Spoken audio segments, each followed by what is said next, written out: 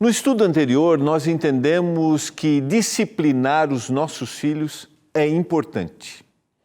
Mas como essa disciplina deve ser feita?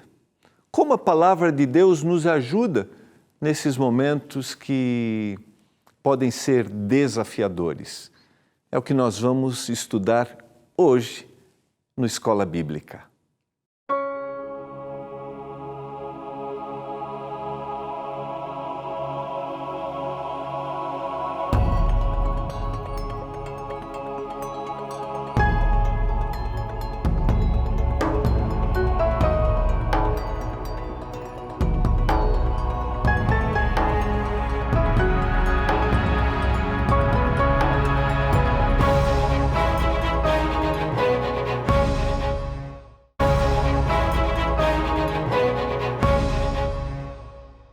Olá, tudo bem com você? Que privilégio! Estamos concluindo mais uma semana aqui no programa Escola Bíblica. Estamos estudando nesta temporada o nosso guia de estudos, Pais Preparados, Filhos de Caráter.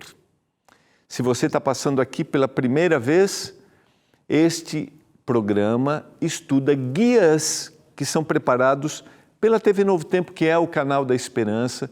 Esses guias são preparados e distribuídos gratuitamente para os nossos alunos da Escola Bíblica. Esses guias têm informações técnicas, são baseados na Palavra de Deus, na Bíblia. Por isso, se você já é um aluno da Escola Bíblica, não esqueça, você pode pedir o seu guia. Se você ainda não é um aluno da Escola Bíblica, você pode agora mandar mensagem para o nosso WhatsApp, você pode acessar o nosso site ou você pode ligar em horário comercial. E você vai receber também o seu guia de estudos aí na sua casa. Ele é gratuito porque tem um patrocínio dos nossos doadores mensais, que são os Anjos da Esperança. No canal da Esperança, os Anjos da Esperança ajudam a gente a levar esta mensagem a todos os lugares. Estamos estudando sobre educação de filhos, estamos no nosso segundo tema, amor, instrução e repreensão, disciplina, o desafio para nós equilibrarmos este tema, como eu sou amoroso, mas como eu estabeleço limites. Eu quero orar nesse momento para que o Espírito Santo nos dê iluminação, porque vamos hoje conversar, como eu mencionei ontem, com uma psicóloga que vai trazer informações, orientações práticas para o dia a dia.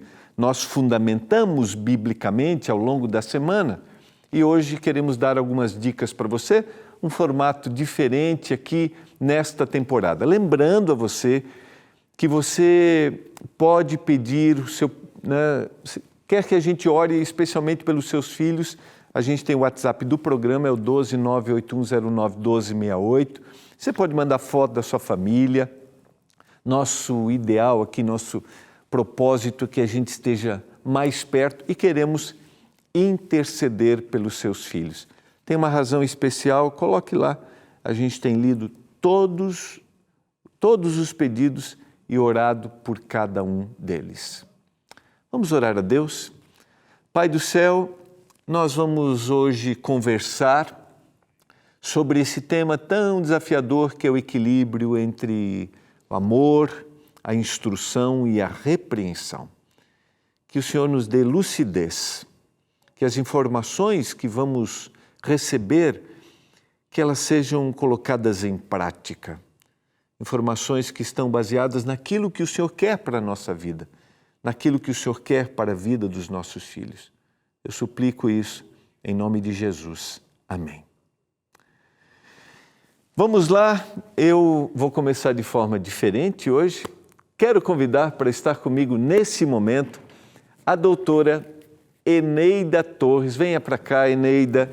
Se você acompanha o programa, seja bem-vinda. Obrigado, Eneida, por estar aqui. Se você acompanha o programa Entre Família, nas tardes ali com o Cris e a Suzane, você já viu a Eneida lá. E eu tive o privilégio de muitas vezes sentar ali, né, e conversar com a Eneida sobre vários temas, por isso que nós a convidamos. É uma proposta diferente, a nossa direção aqui, né, trabalhando junto com a gente para que a gente tenha informações técnicas nesse tema, Eneida, que é desafiador. Eu trabalhei ao longo da semana a disciplina, só para você, eu trabalhei que o processo disciplinar, o processo de educação é redimir, é resgatar, né? Eu sou um ser pecador que Deus me deu o privilégio para educar alguém. Então eu estou ligado a Deus e agora eu quero que este que eu estou instruindo se ligue a Deus também, através do meu processo educacional. E aí vem o desafio da disciplina. Ontem nós fundamentamos o texto bíblico, você é uma cristã também, você sabe, né? Que Deus disciplina, Deus repreende aquele que ama, assim como um pai que quer o bem para o seu filho, diz o sábio, né? Mas eu queria que agora você desse informações técnicas aqui para a gente, tá? Eneida, para aqueles que estão nos assistindo nesse momento e estão encontrando um desafio assim, né? Por exemplo, vou citar aqui, o pai dá às vezes uma ordem e a mãe dá uma outra ordem, né? O pai tem uma forma que é, né, corrigir de uma forma, a mãe, como equalizar no processo disciplinar isso? É um prazer muito grande estar aqui, pastor, com você, também com os telespectadores desse programa, que eu sei que tem muita gente que está assistindo. Bom, essa é uma fala que a gente tem no consultório sempre quando a gente atende pais, porque a gente tem que dizer para eles o seguinte: o pai não pode contradizer o que a mãe está falando, e nem a mãe pode contradizer. Porque os filhos, por menores que sejam, eles percebem que o pai está falando uma coisa e que a mãe está falando outra. E às vezes o que eles fazem nisso? Eles vão manipulando a fala a favor deles. Não que eles tenham a intenção, a maldade. Uma criança pequena, ela não tem, mas ela sabe muito bem. Então, qual é a decisão? Se os pais vão proibir ou vão permitir, que eles façam isso em conjunto, conversem antes, separadamente. E se um estiver discordando do outro, não intrometer a fala, não cortar. Então já foi falado ali para a criança, olha, você não vai poder fazer tal coisa. E aí o outro está olhando com aquela cara de pode. Não, corta. Não fale nada. Em particular, eles podem conversar, porque vai gerar na criança até uma insegurança. Por mais que ela se aproveite. Um diz uma coisa, o outro diz Exato. outra. E ele tem essa sensibilidade de explorar essa... Não, esse aqui é mais condescendente, esse aqui é mais rígido. Tem essa... Tem. As crianças no consultório falam, não, isso aqui eu vou pedir para o meu pai, ou isso aqui eu vou pedir para minha mãe, ou isso aqui ele é mais divertido, então dá para ir brincando.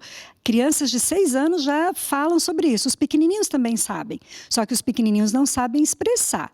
Mas a partir dos 6, 7 anos eles já sabem expressar isso e na adolescência é nítido.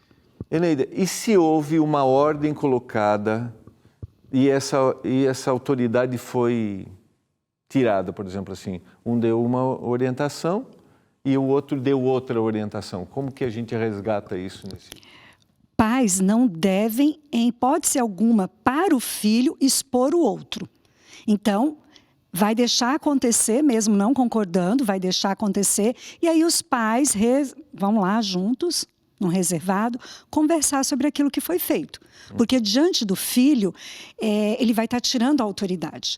E o que acontece? Muitas crianças e adolescentes não reconhecem a autoridade de professores porque os pais não permitem que o outro tenha autoridade dentro de casa. Uau. Então é importante essa figura, se ele não concordou, ele vai conversar isso depois, em particular. Legal. Eneida, você citou nos 6 anos que ele já tem essa percepção. Que momento eu deveria começar a estabelecer disciplina para o meu filho? Disciplina é algo que começa desde o bebezinho, quando ele tem rotina. A rotina é uma forma de disciplina. E as crianças precisam de rotina para elas se sentirem seguras emocionalmente. Então, como é que eu começo a colocar disciplina? Vamos sublinhar essa frase, que ela é muito boa. A disciplina faz com que ela se sinta segura emocionalmente. Emocionalmente. Por quê? Isso. Porque eu falei numa disciplina dentro da rotina. Uma criança, um bebezinho, ele carece de rotina. Então, por exemplo, ele sabe que ele vai perceber que aquela hora tem um movimento para o banho, um movimento para dormir. Isso você já está estabelecendo disciplina. Porque a gente tem a tendência de olhar para a disciplina só como um ato de correção. E não é, porque assim, quando você for chegar no ato de correção, a criança já até está compreendendo que existe um processo para chegar naquilo. Então, a rotina vai dar segurança. Essa ideia de corrigir, quando eu vou corrigir, na verdade, eu vou corrigir uma questão minha. Não é obrigatoriamente da minha criança. É outro equívoco também. Porque muitas vezes sou eu adulta que estou fazendo algo que não está dando certo. E eu quero que aquela criança faça ali alguma coisa, sendo que eu preciso rever também o que eu estava fazendo. Isso que, deixa eu usar um exemplo aqui. Paulo, da forma como você falou, por isso que Paulo vai dizer lá na carta aos Efésios que pais, não irriteis os vossos filhos. Então, o conselho precisa ser em mim aqui. Primeiro no adulto. O que é não irriteis? Eu perguntei numa palestra que eu dei no final de semana assim, pais, vocês sabem quando os filhos de vocês ficam irritados? Por exemplo, um bebezinho de 1 ano e pouco, o pai sabe quando ele vai se jogar no chão. Já sabe. Então, se eu já sei que ele vai se jogar no chão, eu vou evitar aquilo. Eu, adulta, sou adulta da relação, eu vou evitar uma atitude que a criança vai ficar ali. Então, desde pequenininho, eu posso começar a disciplina através de uma rotina, através de atitudes coerentes que eu tenho. Eu não posso ficar cerceando demais e a criança não experimentar. Então, se eu não quero que ela vá mexer naquele controle, por que eu estou deixando o controle ali? Então, eu vou explicar para ela que não pode mexer, mas eu também não vou ficar expondo para ela. Não tem necessidade. Então, tem a ver com isso. Deixa eu aproveitar seu exemplo. Se jogou no chão, né? Fez a conhecida birra, né? Qual é a reação? A reação. Eu, adulta, respiro fundo, porque eu sou adulta. Não é aquela criancinha. Vou pensar, por que essa criança está chorando tanto? Eu vou na altura da criança, vou pegar a criança ali, contê-la. Talvez a criança esteja gritando, se jogando, porque ela ainda não sabe se expressar. Então, eu vou ensiná-la. Como é que eu ensino uma criança a se expressar? Dando calma, segurança. Agora que você acalmou, o filho eu posso pegar no colo. Uma criança, um professor que esteja assistindo à programação, ele não pode conter a criança fisicamente. Isso hoje não pode. Então, o que ele vai fazer? Ele também vai dar essa segurança. Deixa passar. Porque muitas vezes esse se jogar no chão é porque a criança não tem outra linguagem. Isso que nós estamos falando, a criança não sabe fazer. Então é uma frustração e ela não sabe comunicar. Então é desafiador para a gente fazer o processo de interpretação daquela linguagem, o que ela está querendo me dizer. Exato. A criança no colo, o bebezinho de 8 meses, frustrado, ele já se joga para trás. Então, você já está percebendo, por que meu bebezinho está se jogando para trás? Então, eu vou contê-lo para evitar que tenha uma nova situação. Daí, quando ele vai chegando um pouquinho mais adiante, são pouquíssimas situações que a criança vai fazer isso de se jogar, pouquíssimas. Porque ela sabe também um outro detalhe. Quando você vai acolher a criança e você pergunta para ela o que aconteceu, ela se sente amada. Legal. Vamos guardar isso aqui, a gente volta. Olha, hoje a gente tem uma proposta diferente para você. Eu espero que essas dicas, de alguma forma, estejam influenciando, despertando em você a percepção de que existe um desafio, que é educar, mas é possível fazermos isso de forma amorosa. A gente vai para o intervalo e a gente já volta.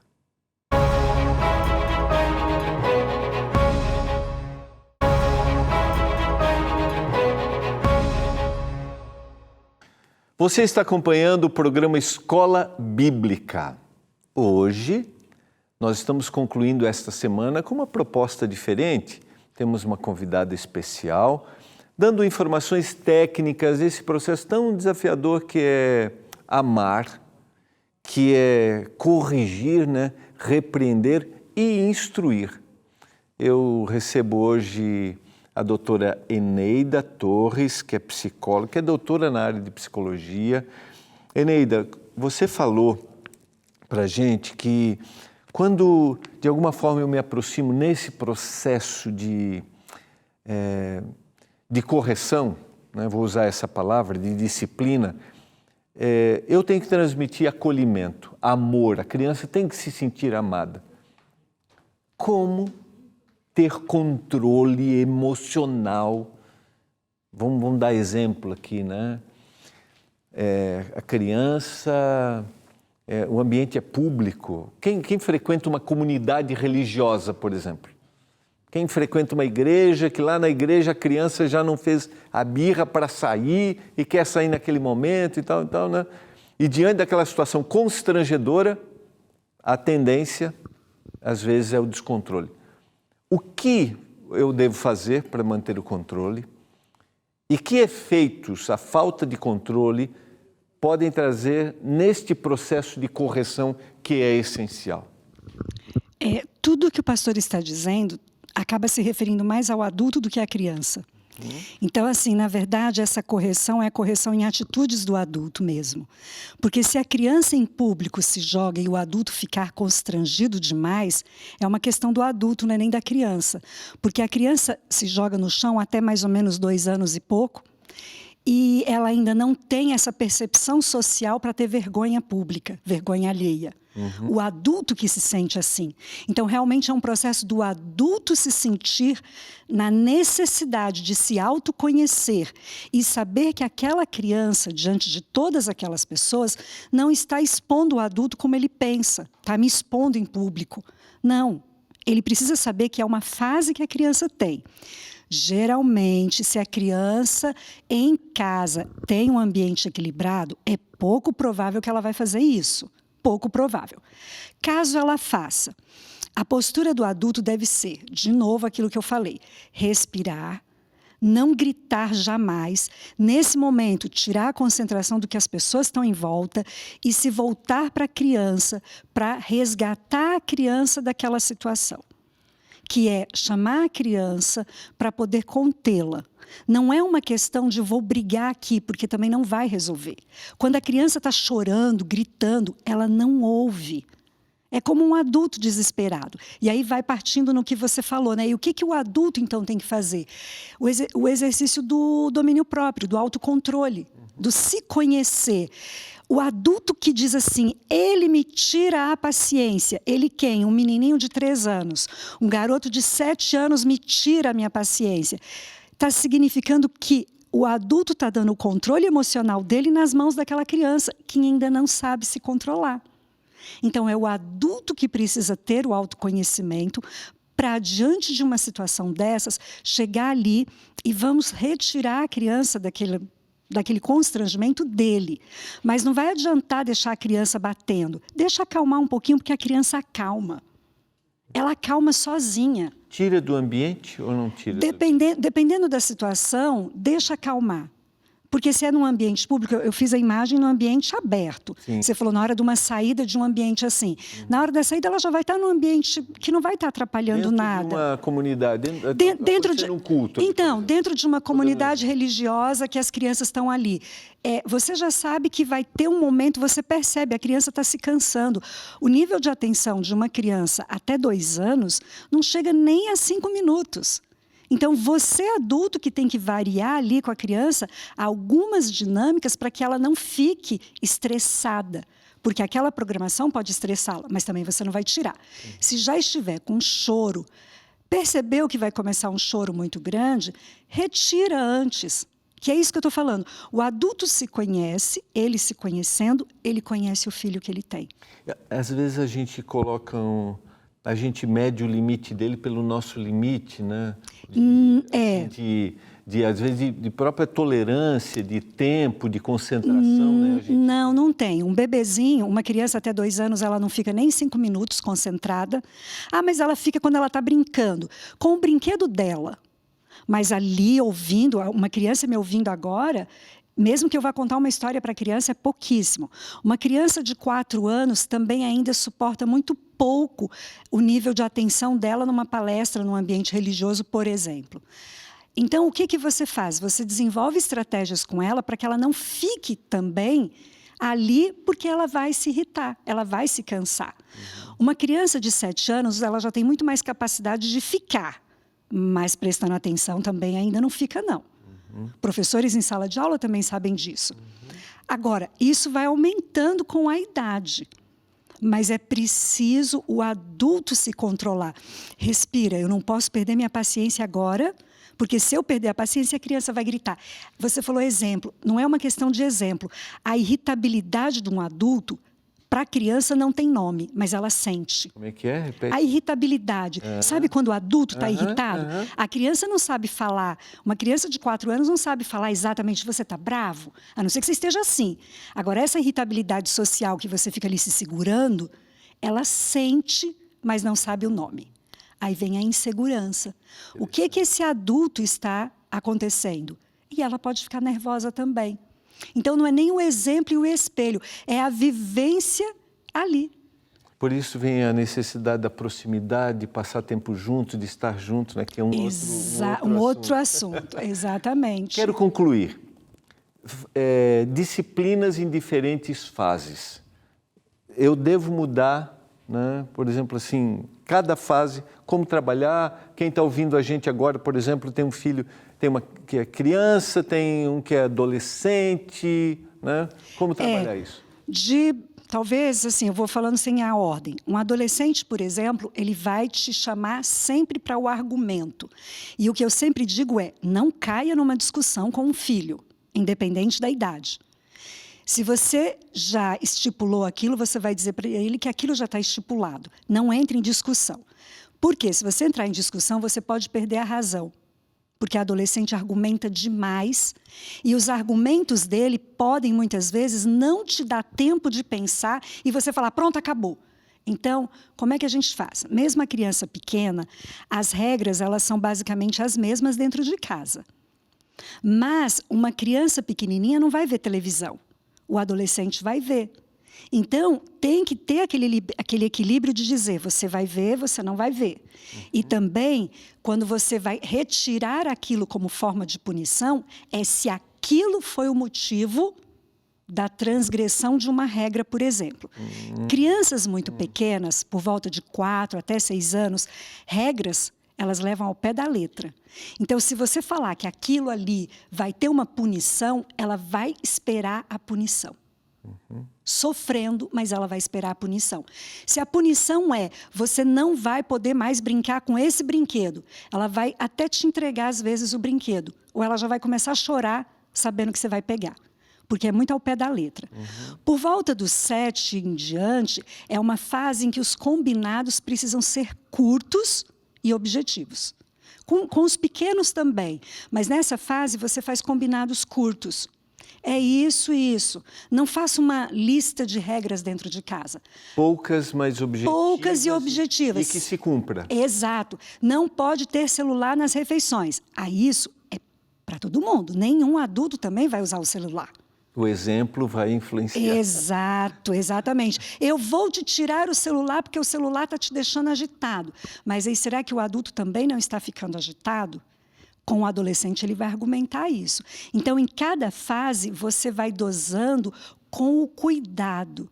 Desenvolver uma relação de respeito. Eu te respeito.